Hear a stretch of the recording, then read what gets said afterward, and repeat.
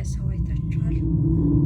ይሄንን ያሰራው ልጅ ኢትዮጵያም ካለ የትም ካለ ለምን በህግ አይጠየቅም?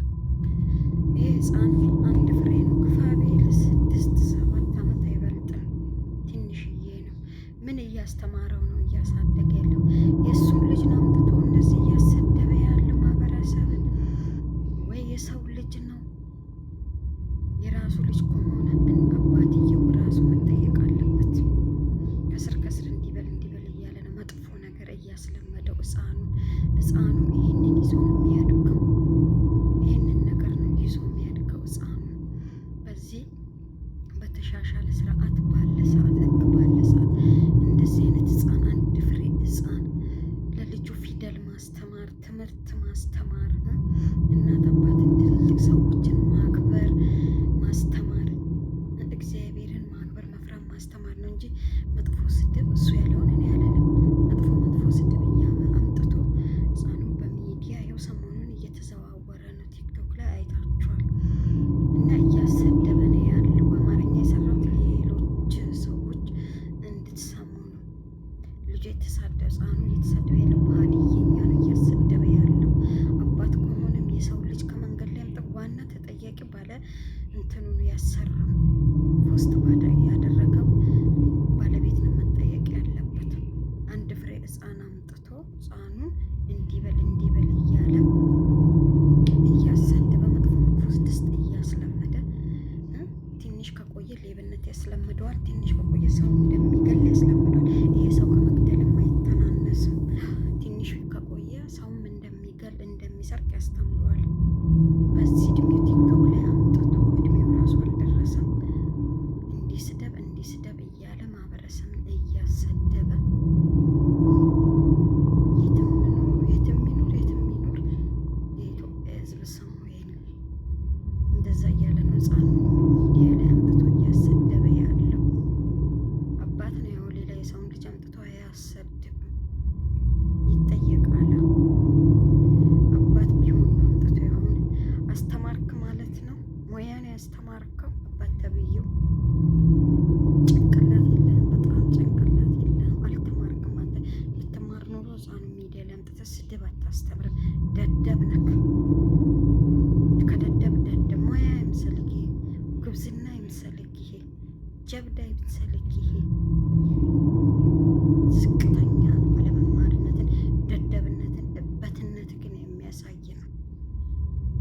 አንድ ፍሬ ህፃን አምጥተህ ጊዜ የምታሰደው የምታስለምደው ይህን ይዞልክ ነው የሚያድገው። ልጅ ከሆነ ማለት ነው ይህን ይዞልክ ነው የሚያድገው። ነገ ደግሞ ሊሰርቅና ሰው ሊገል ይወጣል።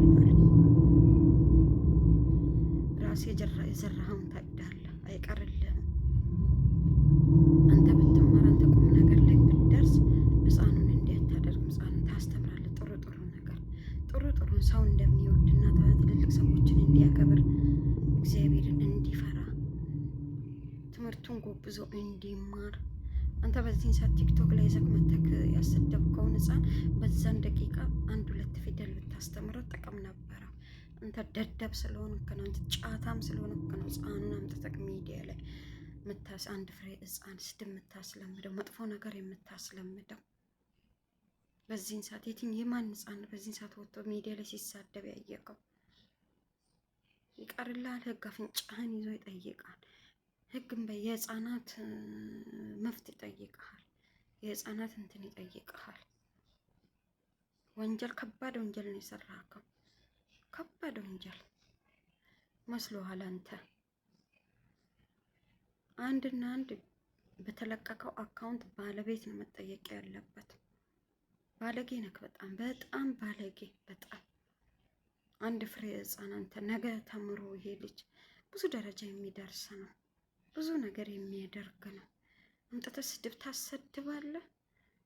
ላይክ እና ፎሎ መሰብሰቢያ ታደርጓል። አንድ ፍሬ ዱዳ ምንም የማያውቅ ህፃን። የስራህን እግዚአብሔር ይስጥ። ወይ ቲክቶክ ከፍተክ ለምን አሰጠውም? አንደኛህን ህይወቱን ለማበላሽ የህፃኑን ካሁኑ ይሄን እያስተማርክ እያሳደግ መጨረሻው እንዴት ይሆናል? ይሄ ህፃን ያንተ ልጅ ከሆነማ ከአንተ መወለዱንም እኔ በጣም አዝኛለሁ። በጣም ያንተ ልጅ ከሆነ እንዴ እንደዛ ነው እንዴ? አንድ አባትና እናት አንተን ያሳደጉክ እንደዛ ነው እንዴ? በጣም ታሳፍራለህ። በጣም በጣም በጣም ታሳፍራለህ። አማርኛ ከቻልክ ይግባክ ወይ አስተርጉም ለሌላ። አንተ አማርኛ መቻልክ ነው ብቻ። እኔ ሌላ ሰው እንዲሰማ ነው በአማርኛ የሰራሁት። ሌላ ሰው እንዲሰሙ ነው። ሀዲየኛ ከምባተኛ ማይችሉ ሰው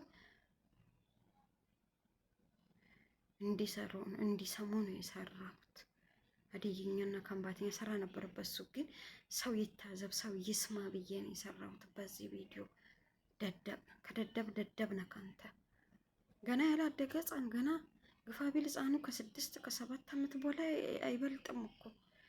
ትምህርት ቤት በሚውልበት ሰዓት ጥሩ ቦታ ቤተ ክርስቲያን በሚውልበት ሰዓት እግዚአብሔርን በሚፈራበት መንገድ ማስተማር ነው እንጂ እናት አባትን በሚያከብር ትልቅ ሰዎችን በሚያከብርበት ጥሩ ጥሩ ነገር ማስተማር እንጂ አምጥተህ ስድብ መጥፎ ብልግና ታስተምራለህ በሚዲያ ላይ። አረ እግዚአብሔር ልብ ይስጥልህ አንተ። አይ አንተ ባለጌ ሆንክ፣ አንተ ዱርዬ ሆንክ፣ አንተ ተሳዳቢ ሆንክ። ህፃኑ እንደዛ መሆን የለበትም። ህዝብ ዝም ብሎ አያይክም። ህፃኑ በስርዓት ማደግ አለበት። ህፃኑ በስርዓት አንተ ተበላሸክና ህፃኑም ይበላሽ። ያንተ ህይወት ተበላሸና የህፃኑም ህይወት ይበላሽ። ህፃኑ ሚዲያ ላይ አምጥተህ እንደዛ የምታሰድበው አንተን ነው ሰው የታዘበው መልሶ። ከሰው ጋር አልኖርክም እንዴ ባለጌ?